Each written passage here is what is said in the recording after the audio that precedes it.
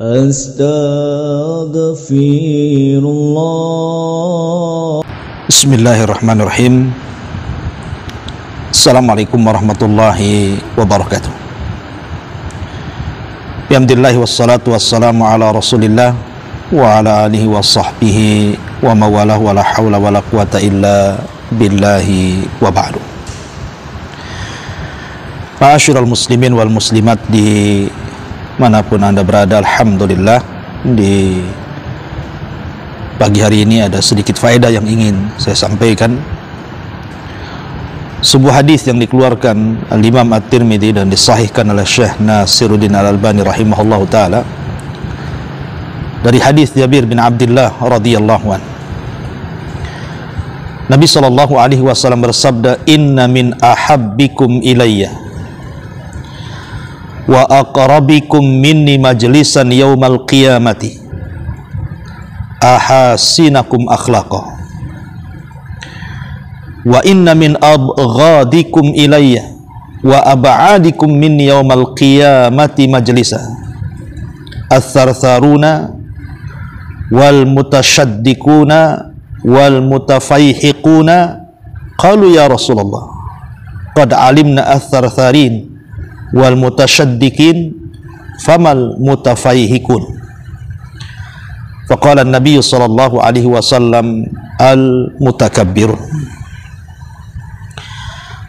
Kata Nabi sallallahu alaihi wa ala alihi wasallam dari sahabat Jabir bin Abdullah radhiyallahu an, sesungguhnya orang yang paling aku cintai, kata Rasul, dan yang paling dekat tempat duduknya denganku pada hari kiamat, mereka adalah orang yang paling baik akhlaknya. Dan sesungguhnya orang yang paling aku benci, bahkan yang paling jauh tempat duduknya kelak denganku pada hari kiamat, mereka adalah ath-thartharun, kemudian al-mutasyaddiqun, kemudian al-mutafayhikun. Para sahabat bertanya kepada Nabi sallallahu alaihi wasallam, "Wahai Rasul, kami sudah mengetahui makna ath-thartharun dan juga mana al-mutasyaddiqun. Maka apa yang dimaksud dengan al-mutafayhikun itu?" Maka Nabi sallallahu alaihi wasallam mengatakan, dialah orang-orang yang sombong dengan kata-katanya. Ma'asyiral muslimin yang dimuliakan Allah Subhanahu wa taala, hadis ini adalah hadis yang sangat menakutkan bagi kita. Bagaimana tidak Nabi sallallahu alaihi wasallam membenci tiga kelompok.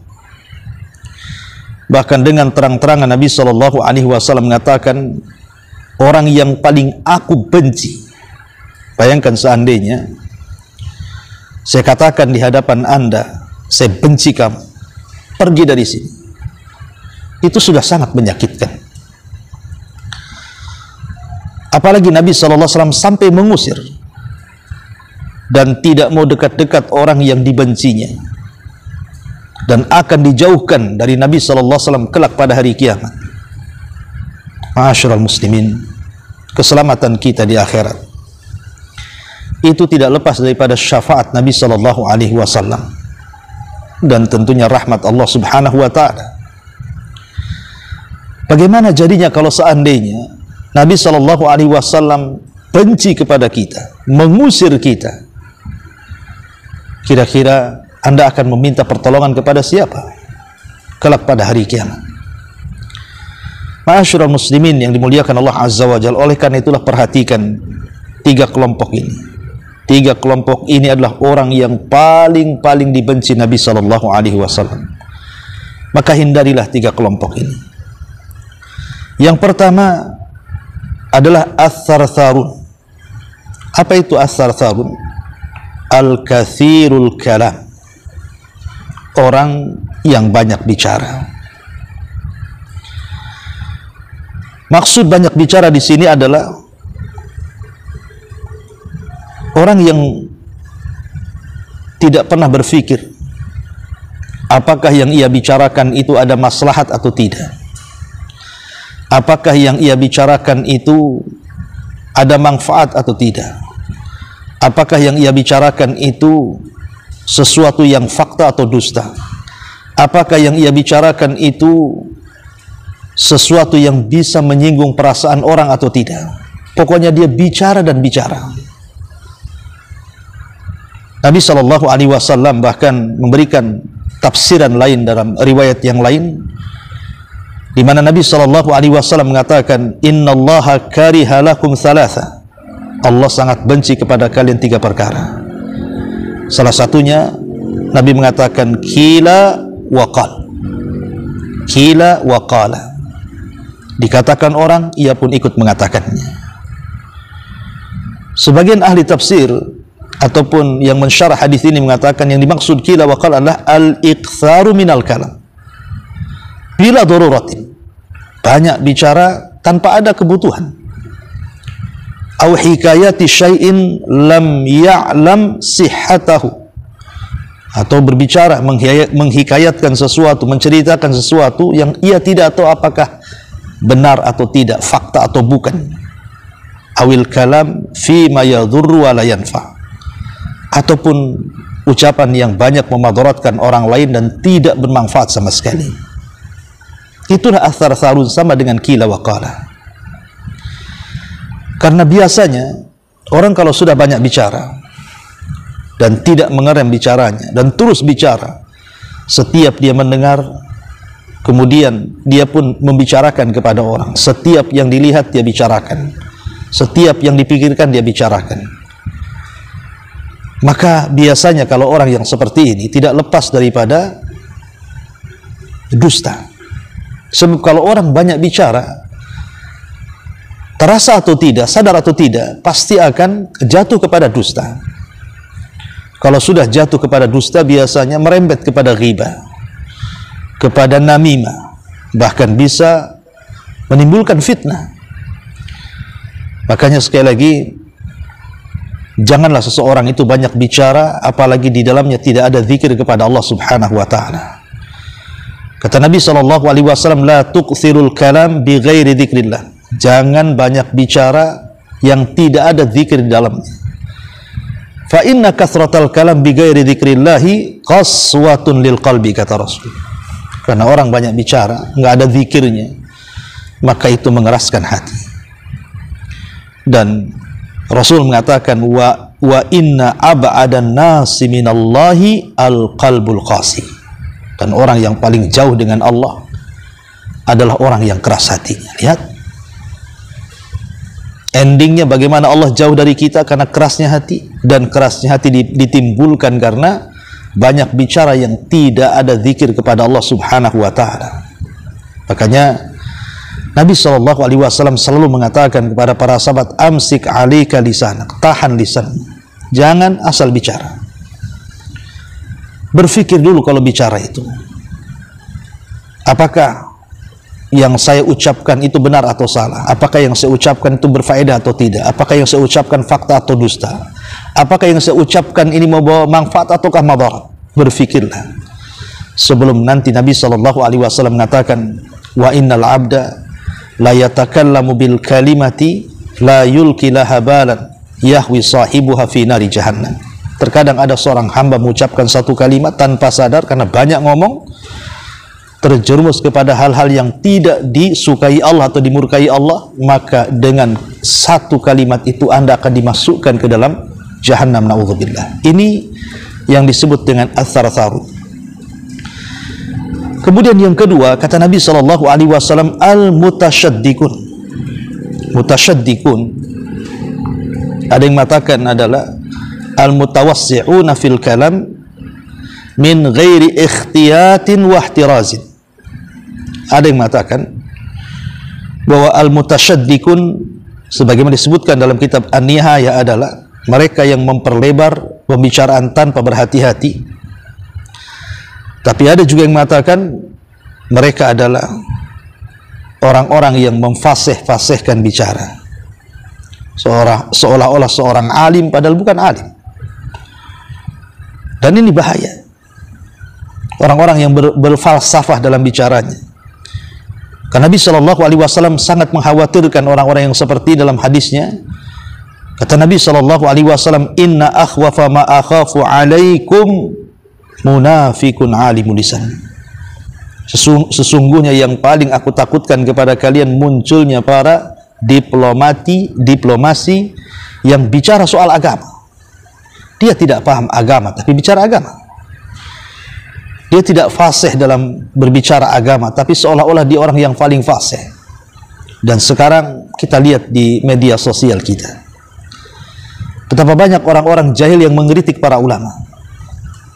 Orang-orang yang tidak paham agama, sok tahu agama. Mereka mencela ke sana kemari para ulama. Orang-orang yang menegakkan sunnah Nabi Shallallahu Alaihi Wasallam diejek, diolok-olok dan begitu seterusnya. Ini mutasyaddiqun. Ya, hati-hati. Karena semua ucapan kita akan dipertanggungjawabkan di hadapan Allah Subhanahu wa taala. Ma yalfidu min qaulin illa ladaihi raqibun atid. Ingat, ada raqib dan atid yang mencatat kita. Bahkan Nabi Shallallahu Alaihi Wasallam mengatakan, Innallaha azza wa jalla yubghidul baligh binar rijal. Allah itu sangat benci kepada orang yang baligh, ahli balaghah, pandai ngomong, pandai bicara, pandai berdiplomasi. Alladzi yatakhallal bilisanihi kama yatahallal al-baqaratu bilisaniha. Yang terus ngoceh seperti seekor sapi yang mulutnya terus mengunyah makanan. Ma'asyiral muslimin yang dimuliakan Allah Subhanahu wa taala. Maka hati-hati dalam bicara, apalagi soal agama, apalagi sampai menjelek-jelekan para ulama, apalagi sampai kemudian mengkritik para ulama padahal Anda yang salah, mereka yang benar. Maka kalaupun harus kemudian mengkritik, menggunakan bahasa-bahasa ilmiah, bahasa-bahasa yang santun, bahasa-bahasa yang memang terkesan Anda itu talibul ilmi. Ma'asyiral muslimin yang dimuliakan Allah Subhanahu wa taala. Kemudian yang ketiga, orang yang dibenci Nabi sallallahu alaihi wasallam adalah al-mutafaihiqun. Siapa al-mutafaihiqun itu? Sebagaimana sabda Nabi SAW ketika sahabat mengatakan, Rasul, sarsarun kami tahu. Kemudian al-mutasyaddiqun kami tahu. Al-mutafaihiqun itu apa? Maka Nabi sallallahu alaihi wasallam mengatakan, al-mutafaihiqun adalah al-mutakabbirun, orang yang sombong. Maksudnya sombong dalam bicara, seperti mengatakan tidak ada yang lebih pandai melebihi aku, tidak ada yang lebih cerdas kecuali aku, ini semua adalah karyaku, ini semua adalah hasilku, kalian ini apa, dan begitu seterusnya. Karena yang pertama kali mengucapkan anania, kesombongan dengan mengatakan saya dan saya adalah iblis. Ketika bicara dengan Allah Subhanahu wa taala perihal penciptaan Adam alaihi salatu wasallam, dia mengatakan, ana khairum minhu khalaqtani min nar wa khalaqtahu min tin. Aku lebih baik dibandingkan Adam. Aku diciptakan dari api, dia dari tanah. Sombong. Ya. Maka jangan sombong. Sekarang banyak orang yang Masya Allah, semoga Allah berikan hidayah kepada mereka, terutama di medsos, dengan sombongnya dia bicara dengan soal kekayaan, soal jabatan, soal pangkat, merendahkan orang, kecerdasan, dan begitu seterusnya. Apa yang kita sombongkan, semua ini nikmat dari Allah Subhanahu wa ta'ala. Kita bicara saja, itu nikmat. Kita punya ide, ini nikmat dari Allah Subhanahu wa ta'ala. Kekayaan kita, pangkat, jabatan, semua adalah nikmat dari Allah Subhanahu wa ta'ala. Maka jangan seperti Qarun yang mengatakan, innama utituhu min ilmin indi. Sungguhnya kekayaan ini karena kecerdasanku. Subhanallah. Tapi jadilah seperti Sulaiman yang mengatakan, hadza min fadli rabbi. Ini semua adalah karunia dari Allah Subhanahu wa ta'ala. Begitulah seorang muslim. Maka hati-hati dari tiga perkara ini. Jangan sampai ada pada diri kita, karena ini orang yang paling dibenci Nabi sallallahu alaihi wasallam. Tapi jadilah orang yang paling berakhlak.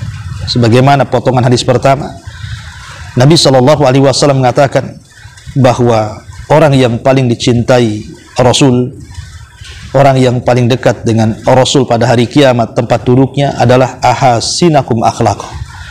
Orang yang baik akhlaknya. Ya. Orang yang baik akhlaknya. Ma'asyiral muslimin yang dimuliakan Allah Azza wa Jalla, orang baik ini selamanya dia akan baik kalau terus menjaga kebersihan hati dan akhlak. Karena hati orang baik tidak mungkin berubah. Hati orang baik itu tidak mungkin berubah walaupun kondisi mereka berubah, walaupun ekonomi mereka berubah, walaupun usia mereka makin berubah, walaupun suasana dia berubah, tapi hati orang baik tidak akan berubah, sikapnya tidak akan berubah. Kalau memang dia seorang pemaaf, tetaplah dia pemaaf walaupun dizalimi. Kalau dia seorang pemurah, tetaplah dia akan menjadi pemurah walaupun dia menjadi miskin. Walaupun wajahnya yang selalu riang, menyenangkan, tetap akan seperti itu. Walaupun mungkin kondisinya sudah berubah. Maka jadilah orang baik, orang yang berakhlak. Karena orang yang baik dan berakhlak itu disenangi manusia. Tapi orang yang jahat dan tidak berakhlak pasti tidak disukai manusia. Anda bisa bayangkan, kalau seandainya kita memiliki kebersihan jiwa, baiknya akhlak, wajah yang selalu tersenyum dan tertawa, lisan yang selalu tertata santun dan bijaksana, suara yang lembut, lirih tanpa melengking, tenang dalam bersikap, hati-hati dalam mengambil keputusan, menghargai dan menghormati orang, kemudian juga menjaga perasaan orang. Ini orang lain pun senang dengan kita. Bukan hanya kita, orang lain pun senang. Tapi sebaliknya, kalau seandainya kemudian hati kita sudah kotor, akhlak pula jelek, ditambah muka selalu merah padam, lisan tidak pernah santun, kata-kata tidak pernah tertata asal bicara, tidak peduli dengan hati orang dan perasaan orang, sikapnya angkuh dan sombong, siapa yang mau dengan dia? Oleh karena itulah ma'asyiral muslimin yang dimuliakan Allah Azza wa Jalla, maka Nabi SAW diutus itu untuk menyempurnakan akhlak. Makanya Rasul suka dengan orang-orang yang berakhlak. Semoga kita senantiasa berdoa kepada Allah Subhanahu wa taala sebagaimana doa Abi Darda radhiyallahu an, ya Allah, sebagaimana Engkau sudah memperbaiki bentuk tubuhku, maka perbaikilah akhlakku juga. Wallahu a'lam bishawab. Mudah-mudahan ada manfaatnya. Subhanaka bihamdika asyhadu an la ilaha illa anta astaghfiruka wa atubu ilaik. Allahu taala alam. Assalamualaikum warahmatullahi wabarakatuh. Bismillahirrahmanirrahim. Assalamualaikum warahmatullahi wabarakatuh. Bihamdillahi wassalatu wassalamu ala rasulillah wa ala alihi wa sahbihi wa mawalah wa la hawla wa la quwata illa billahi wa ba'du. Ma'asyiral muslimin wal muslimat di manapun Anda berada, alhamdulillah di pagi hari ini ada sedikit faedah yang ingin saya sampaikan. Sebuah hadis yang dikeluarkan Al-Imam At-Tirmidzi dan disahihkan oleh Syekh Nasiruddin Al-Albani rahimahullah ta'ala dari hadis Jabir bin Abdullah radhiyallahu an. Nabi sallallahu alaihi wasallam bersabda, "Inna min ahabbikum ilayya wa aqrabikum minni majlisan yaumal qiyamati ahasinakum akhlaqa wa inna min abghadikum ilayya wa ab'adikum minni yaumal qiyamati majlisa ath-thartharuna wal mutasyaddiquna wal mutafayhiquna." Qalu ya Rasulullah, qad alimna ath-thartharin wal mutasyaddiqin famal mutaf